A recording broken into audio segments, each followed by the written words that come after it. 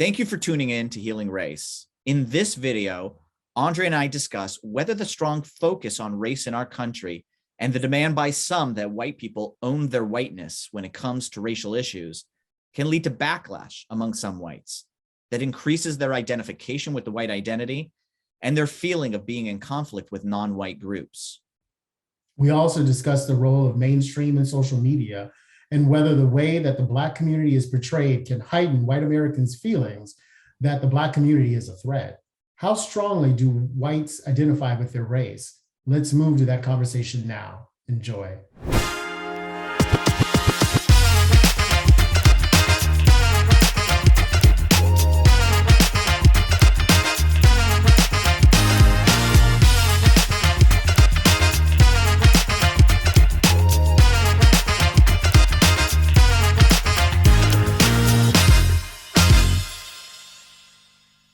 The more we focused on who we think whites are and what white people need to do, and talking about white people as if they have this identification, the more people start to feel that there is reason to identify as white more strongly. You strongly identify as Black. I don't, as the way you appear, right? I don't as the way I appear. I don't strongly identify as white. And so the question is why? Now, there's all sorts of reasons why. But there was an experience that people had based on the color of their skin that gave them reason, and they currently have based on the color of their skin, that give them reason to bond together. Right? You tell me. I shouldn't tell you. You're right, whether they want to or not, because the other group is throwing them together. Correct. Right. Correct. So people get lumped together based on the color of their skin. They then have experiences that are painful, threatening experiences based on the color of their skin. And they say, oh, or they have really great experiences based on the color of their skin. Or great experiences. True. Great experiences based on the color of their skin. I have a question about that in a moment, but of course, I agree with that. And so they bond together. Well, what's the analog for white people? What's the way in which they were classified and lumped together? And I'm going to focus on the negative, threatening part, right? Where they were threatened as whites. Right? Not as other things, not as Americans, not as some ethnicity, but where they as a group were threatened as whites. I don't know what the analog is. There was no, my historical heritage is different than a number of, right? My grandparents were the ones who migrated. I have a short history here, right? Let alone that the fact that they strongly identified as Jews before white or American, right? So that was their strongest identification, was as Jews. So when I speak as me, as being white, I understand that I'm different in that way. But just me as being white, what would be, even if I was here 200 years ago and being white, what would my kind of threat, what would be the threat to me as a white person? I would look at it slightly different. I wouldn't form it as an analog, but an opposite side of a coin.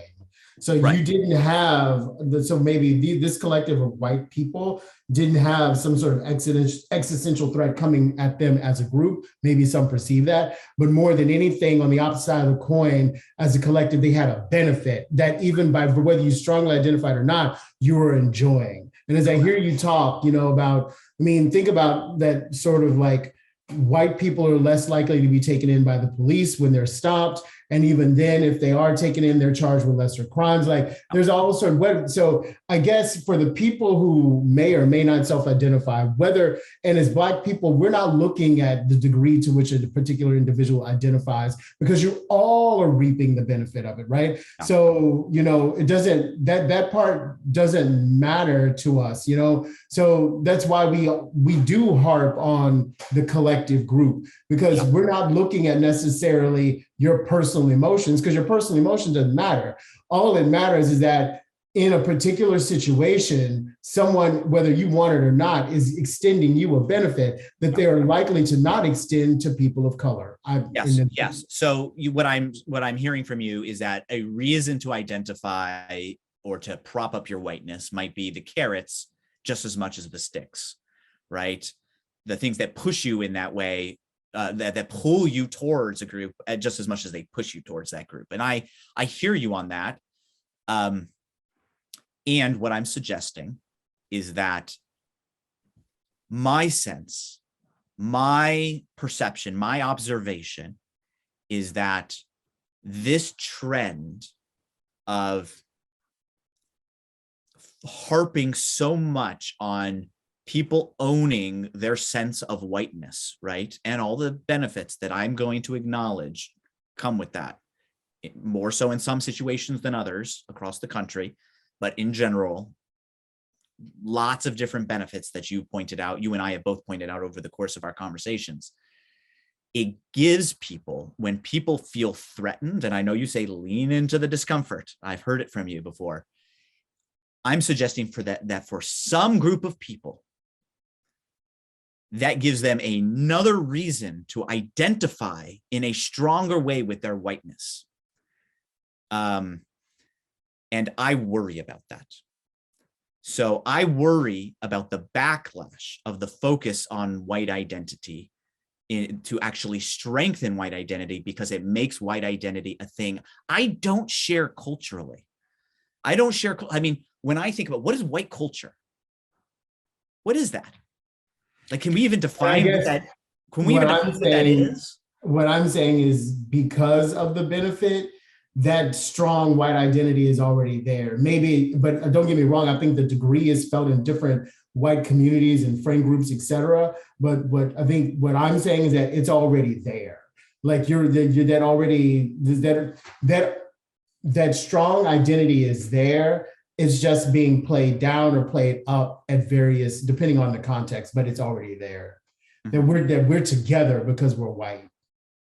And what I am suggesting to you is that there are a portion of people for whom that is the case. Strong. And I'm saying it's the case for all white people. Yeah. And what I'm suggesting to you is that I think you would be surprised to the extent to which people do not identify in that way. They don't see. So that's why we're going to someday have guests on this show so I can ask them myself. Because I disagree. Is Todd just an outlier? Either Todd is lying, right? Either yeah, it's like my friend said, he lied. Either my friend always said he lied. I'm not talking about myself. Either Todd is lying about himself and he really did think about being white and is attached to being white or whatever. Yes. Or Todd is actually telling the truth. He really doesn't care about being white, has not thought about it very much. But he's totally wrong when it comes to other people, other people who present as white. Well, that's why we need guests, because right now we're two very smart men in a vacuum, and we have to take the show to the people.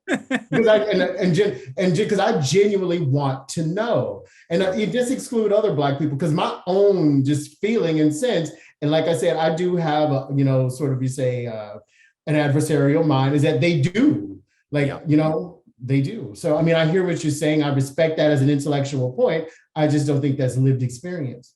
Yeah. Well, here's where I will, again, I don't know the percentages of people. And even if we get guests on, it's going to depend on what kinds of guests. Are we getting a real kind of that's true representative population of is a guests that are representative of all the people across the country?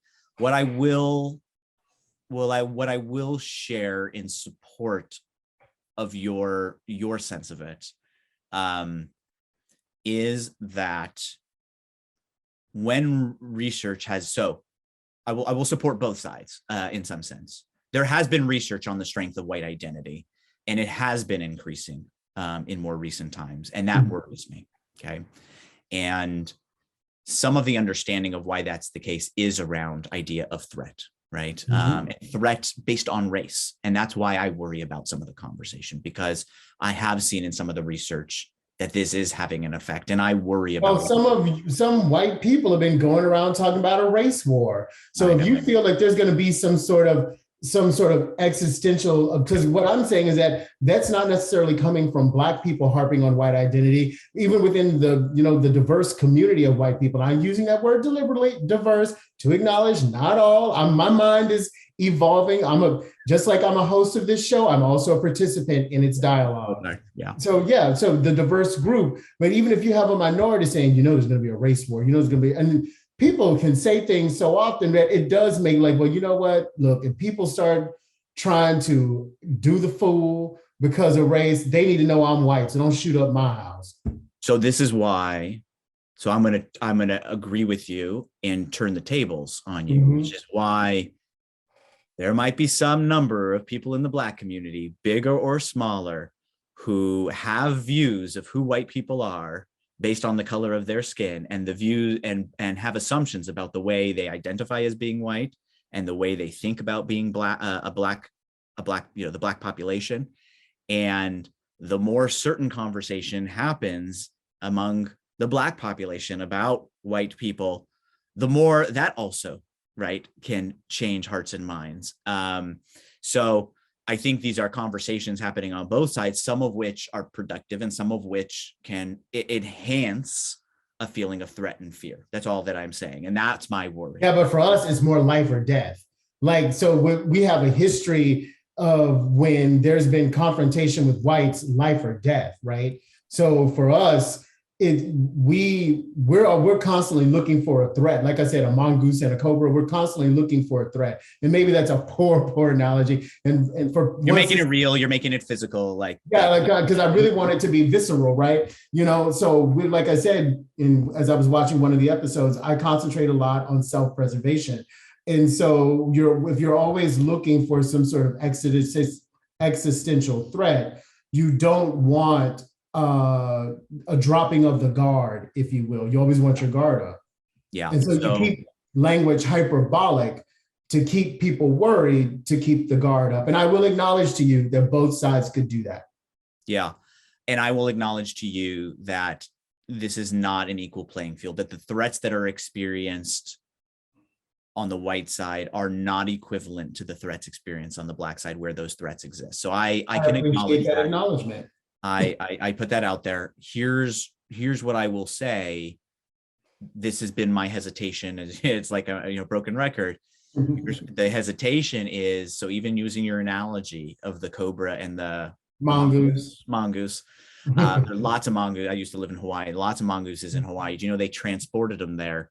They transported mongooses, I feel like, from like Australia or somewhere. Someplace like get rid of the, I want to say it's like to get rid of like maybe it was a rat problem or yes, I think so. Some kind of problem.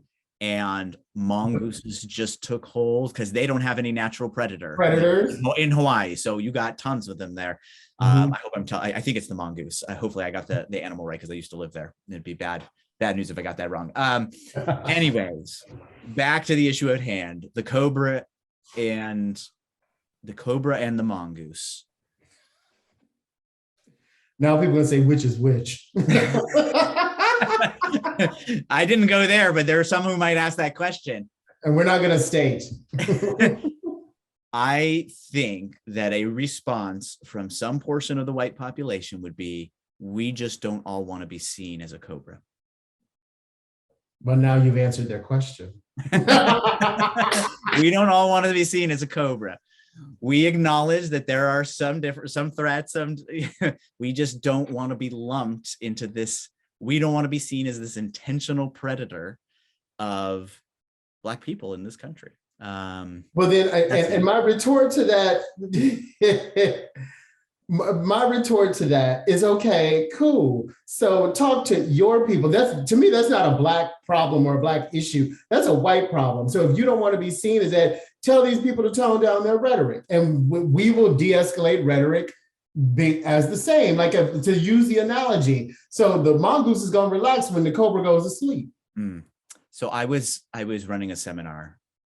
I was running a seminar one time around resolving emotions, and I asked the group, I said, And so we were working on dealing with anger. I'm not saying that's the only emotion here. You've expressed, as I have, like a variety of emotions, but I'm just gonna this is a real life circumstance. Yes. And I said, is there anyone, if we're gonna go through resolving anger, is there anyone for whom you would find it problematic to resolve your anger? And one person raised his hand and he said, yes, I worry about letting it go because my anger serves me. It motivates me. And what I hear you saying, put aside the specific emotion of anger, what I hear you saying is that the feelings exhibited or demonstrated in parts of the Black population, because it's not everyone, right? The Black population, just as the white population, is diverse, right? Yes. That the feelings exhibited and the behaviors that come out of those feelings are that there would be a hesitation to tone that down to the extent that it would lead to complacency about something that needs to be changed. Yes, yes, yes. Thank you for intellectualizing and articulate the analogy. Yeah. The mongoose will relax when the cobra goes to sleep. Yeah. And the cobra will relax when the mongoose goes to eat. Got it. And so now, just again, to kind of go back to the other side of the ledger, which is when you say talk to your people about changing things, right? And I'm just going to bring it up again. It's like, who is your people, right? Like, again, I don't identify. Like, I don't have this strong identity. I don't go around. I get all of that, but by virtue of your appearance, you are. So to me, what I'm saying is I get that, but that don't matter. But by virtue of your appearance, you're a part of the group. Just by virtue of my appearance, I'm a part of the group. I didn't create these rules. Talk to the founding fathers.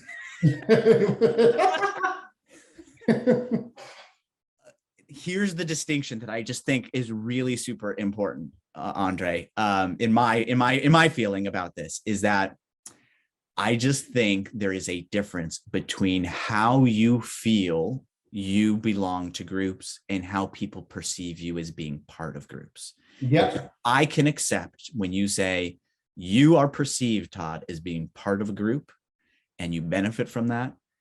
And so you end that sentence, do something about it, right? Use the complexion that you have to advocate in such a way that change is made. Your platform. I can own that. When the language changes to insinuate that I actually feel that I actually am belonging to a part of a group, it's not that I feel that that's problematic, Andre. I'm not like angry about it. I don't feel upset about it. It just doesn't reflect my experience.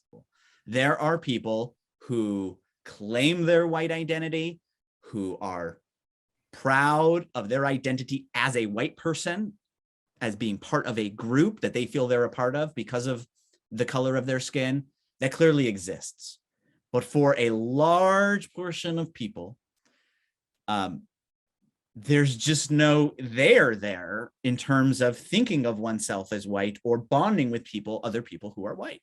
And for those people, for that small amount of white people, for that larger amount of white people, therein lies the problem. Therein lies the problem. That's why the problem. So without that connection,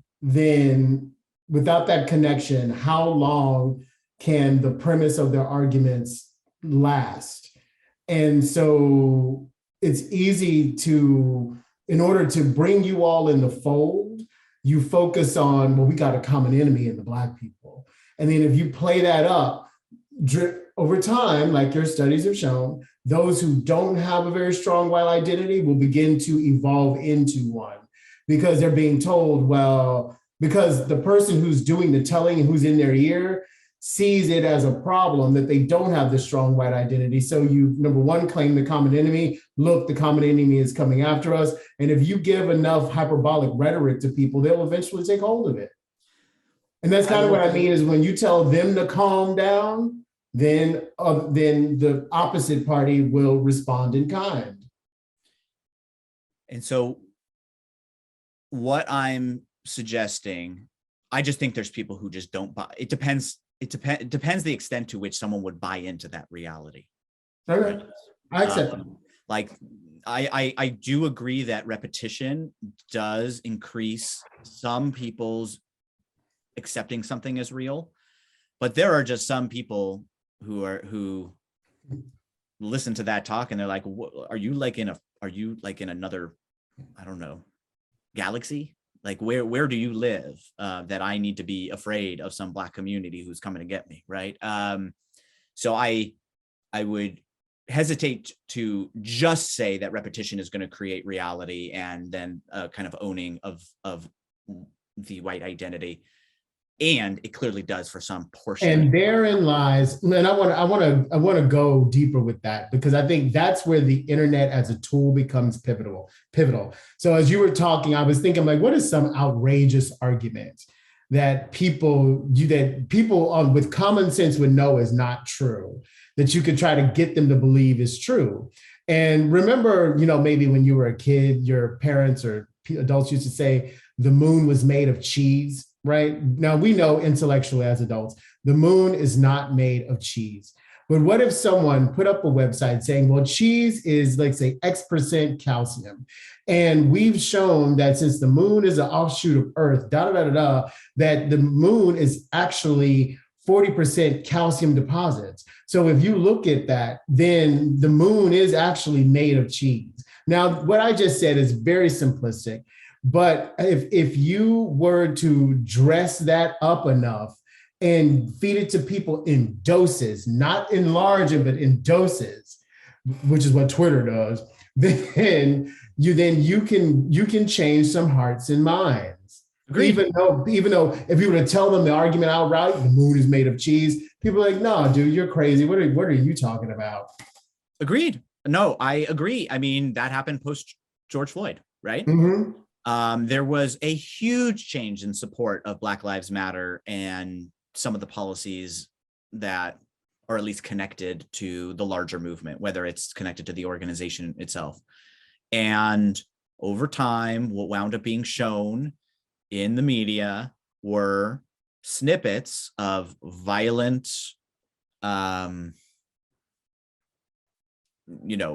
riots or protests or reactions to the George Floyd incident or other incidents.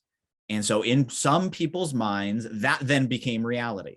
Yes. This is the reality of what's going on across the country. Mm-hmm. This is the reality of what some large portion of Black people are like. So I hear you on that, right? And they give these little bits, little reasons, right? The calcium, right? That's a proof point, right? That's a support for the theory that the moon is made of cheese, right? And so they give these little examples. And I guess the question and so I agree with that, right? And then in the context of all this information, right? Then there's some people who then look at their reality, and there's been research, and I mentioned this previously, and this is where I'm going to agree with parts of your thesis around, whether there's the ability to move people to maybe strengthen their white identity in some way, or be worried as being a white person.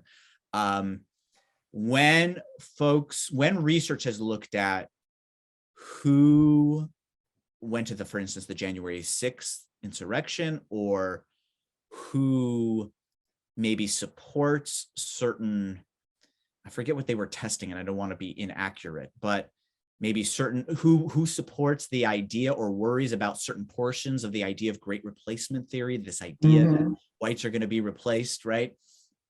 And that there's some like intentional movement to do so. Those people who showed greater support tended to come from communities where there has been a decrease in the white population. So where they are experiencing some decrease in white numbers. So they have their real experience of what's happening in their community. They then see whatever they see on social media, and a story could be constructed in their mind that might have them feel threatened in some way, some reason to increase the strength of their white identity and their connection with other white people. So I acknowledge that exists and happens. What I guess I would suggest or offer up is there is a possibility that just as this story of, well, the moon, these examples of why the moon is cheese, right? There's these calcium deposits, just as these little pieces of potential proof can be thrown out there about what Black people are like. What I'm suggesting is perhaps that might also be the case in how people view white people and their views about race and their identification in being white. Oh yes, these theories are definitely possible on for either group. I think the success of the theory depends on its marketing strategy. Well, what I'm trying to say though, Andre, is for people who think that there is some prevalent strong identification with being white among the white population, the cabal, that also could be exaggerated in one's mind based on data points, right? Just as whites might be dropped these little hints from entrepreneurs out there who want to stoke up black white divisions and negative feelings between populations based on race, that the degree to which white people go around thinking about themselves as white and being attached to being white, or at least strongly identifying with being white as some sort of group, could also be exaggerated. And I don't know, again, I don't know the numbers. I don't know how people feel out there who present as being white to others. I just think there's a good number of people who walk around and just, like me, are just not thinking about it, for better or worse. Thank you for watching this episode of Healing Race, and stay with us for a scene from our next video. If you want to see more conversations like the one you just watched, please subscribe to our channel, share this video with friends and family, and like and comment on the video below.